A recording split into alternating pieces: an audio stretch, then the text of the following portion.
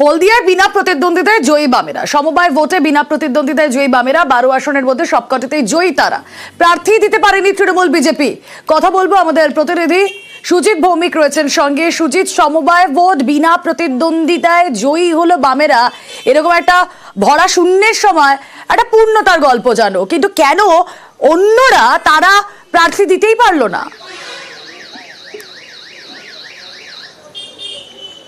দেখো, এই শক্ত ঘাঁটি হিসেবে আগাগোড়া রুমেলা পরিচিত ছিল এই হলদিয়া, যেখানে কিনা শ্রমিক সংগঠনগুলি অর্থাৎ সিটুর বলা যায় ছত্রছায়ায় যে কোনো, সে বন্দর থেকে আইওসি, যে কোনো কলকারখানা শিল্প সংস্থায় কিন্তু বলা যায় যে শক্ত মাটি রয়েছে সাংগঠনিকভাবে সিপিএমের, তারই ফল পেল, তারই ফসল তুলল এই সমবায় ভোটে, এমনটাই মনে করছে ওয়াকিবহাল মহল।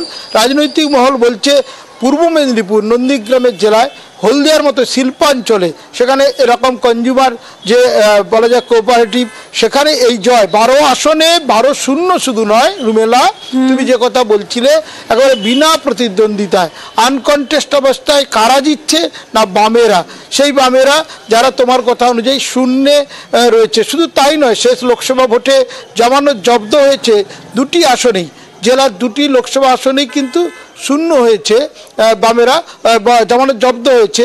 সেখানে দাঁড়িয়ে এরকম রেজাল্ট বিনা প্রতিদ্বন্দ্বিতায় বিজেপি কিংবা তৃণমূল কেউই আবার এখানে প্রার্থী দিতে পারেনি। এবং শুধু তাই নয়, তারা অভিযোগ করছে তৃণমূল 15 সালের ভোটে গাজোয়ারি করে জিতেছিল, এবং সেটা যদিও অস্বীকার করছে, অভিযোগ উড়িয়ে দিচ্ছে তৃণমূল, এবং এই নির্বাচনকে গুরুত্ব দিচ্ছে না তৃণমূল কিংবা বিজেপি। তবে ওয়াকিবহাল মহলের মতে 26-এর আগে 25-এ সময় হলদিয়ার বুকে দাঁড়িয়ে এই বামেদের রেজাল্ট কিন্তু অনেকটাই দাগ কাটছে বা অক্সিজেন যোগাবে বামেদের। বেশ, 27 এবং 28 জানুয়ারি ছিল নির্বাচনে নমিনেশন তোলা এবং জমা দেওয়ার শেষ ডেট, কিন্তু দেখা গেল যে তৃণমূল বিজেপি কেউই নমিনেশন দিতে পারবে না। এই কারণেই আসলে গোটা হলদিয়াটাকে তৃণমূল বিজেপি মিলে যে সর্বনাশের পথে নিয়ে যাচ্ছে, যে ধ্বংসের পথে নিয়ে যাচ্ছে, হলদিয়ার মানুষ তার অভিজ্ঞতার মধ্যে দিয়ে বুঝেছে। তাই যেখানে সুযোগ পেয়েছে মানুষ তৃণমূল বিজেপিকে প্রার্থীটুকু দেওয়ার মতো সুযোগ দেয়নি। আমি এটা ওখানকার নেতৃত্বের কাছ থেকে নিশ্চয়ই আমরা খবর নেব যে কেন এই ধরনের একটা খবর আসছে। বিস্তারিত আমরা এখনও জানি না, কিন্তু কেন এই ঘটনা ঘটেছে, এটা কোনো একটা বিচ্ছিন্ন ঘটনা, স্থানীয় কোন সমীকরণে হয়েছে স্থানীয় নেতারা বেটার বলতে পারবেন। আর এবার দেখুন, বিধায়কের বিরুদ্ধে পোস্টার পড়েছিল, আর তারপর হাত কাটার হুমকি এলো।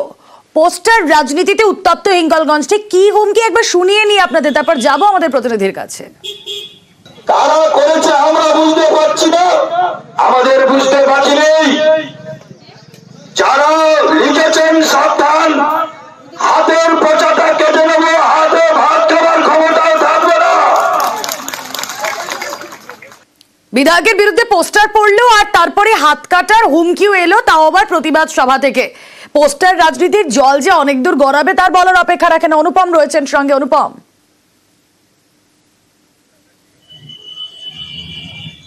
হ্যাঁ দেখো রুবেলা, এই হিঙ্গলগঞ্জের এই যে পোস্টার রাজনীতি নিয়ে কিন্তু রীতিমতো সরগরম হয়ে উঠেছে হিঙ্গলগঞ্জ।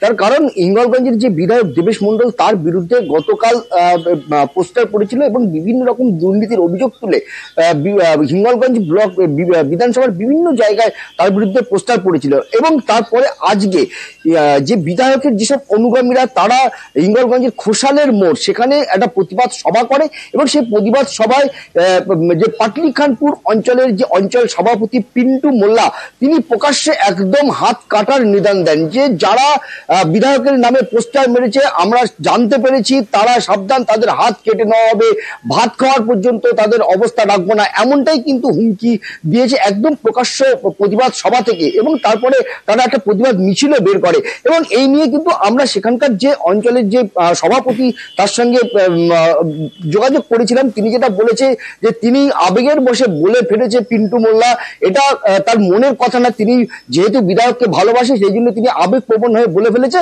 তিনি দ্বিতীয়বার এরকম ভাষা আর তিনি কোনো সভায় প্রয়োগ করবে না। তাই তিনি যাই বলুক, এক কথায় বলা যেতেই পারে হিঙ্গলগঞ্জের এই পোস্টার রাজনীতি নিয়ে কিন্তু রীতিমতো একদম সরগরম হয়ে রয়েছে, এটা বলার অপেক্ষা রাখে না। রুমেলা, বেশ, দেখেন পিন্টু আমাদের একটা যুব ও আবেগবশত বলেছে, আমরা আইনের পথে চলবো, আমরা কোনো উচ্ছৃঙ্খলতায় যাইনি, পুলিশকে জানিয়েছি, দলের নেতৃত্ব জানি, যেটা বলবে আমরা সেইভাবে করব। আমাদের যদি কেউ ভাষা বলে নিশ্চয়ই আমরা সংযত আগামী দিন মানুষের কাজ করব, মানুষের পাশে থাকবো, কোনো হুমকি, মানুষকে কোনো অন্যায় অত্যাচার করব না আমরা। আবাসের নামে টাকা আত্মসাৎ, বিডিও অফিসের আধিকারিক পরিচয় প্রতারণা, মুর্শিদাবাদের নবগ্রামে পুলিশের জালে অভিযুক্ত, গ্রামবাসীদের ভুল বুঝিয়ে টাকা হাতানোর অভিযোগ, অভিযুক্তকে পুলিশের হাতে তুলে দেয় গ্রামবাসীরা। বিডিও অফিসের আধিকারিক পরিচয়ে প্রতারণা, কথা বলবো আমাদের প্রতিনিধি রাকিবুল রয়েছেন সঙ্গে।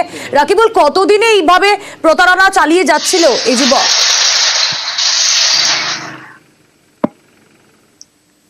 দেখো রুমেলা, যে এই যুবক মুর্শিদাবাদের নবগ্রামের কালিকাডাঙ্গা এলাকায় বাড়ি বাড়ি গিয়ে ব্লকের আধিকারিক হিসাবে পরিচয় দিয়ে এবং তাদেরকে ভুল বুঝিয়ে টাকা হাতানোর অভিযোগ ওঠে তার বিরুদ্ধে।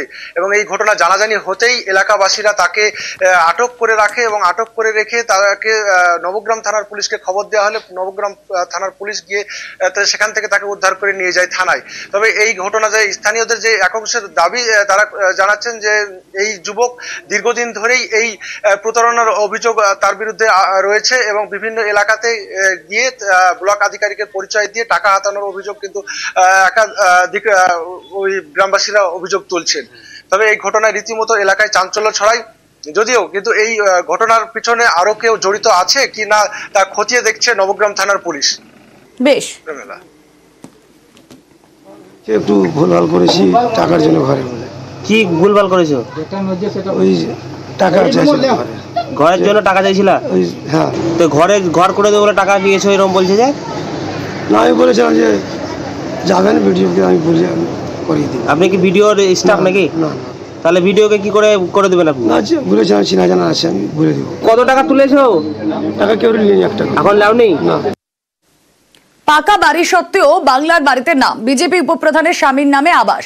মালদার মানিকচকে তদন্ত শুরু প্রশাসনের। মালদার রাজনীতির ময়দানে তরজা তুঙ্গে। সেবক দেব শর্মা রয়েছেন সঙ্গে। সেবক,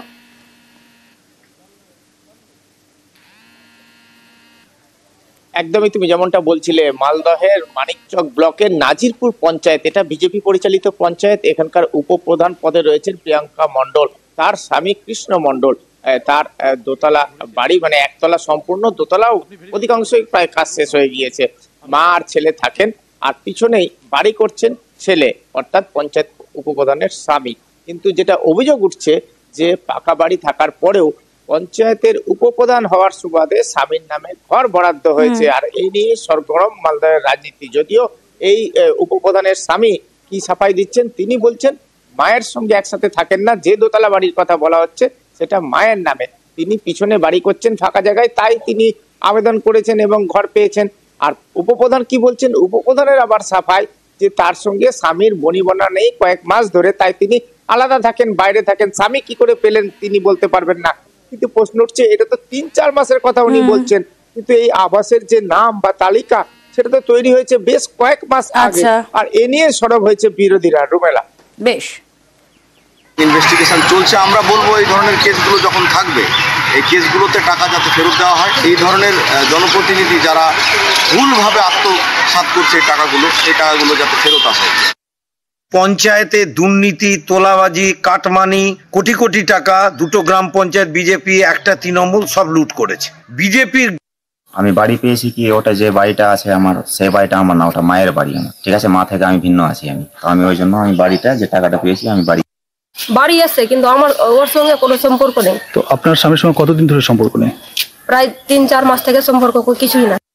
টোটালটা ভিডিও সাইবি করে যা করে, বিষয়টা হচ্ছে যে কি অ্যাকচুয়ালি পাকা বাড়ি থাকলে পাওয়ার যোগ্য নেই।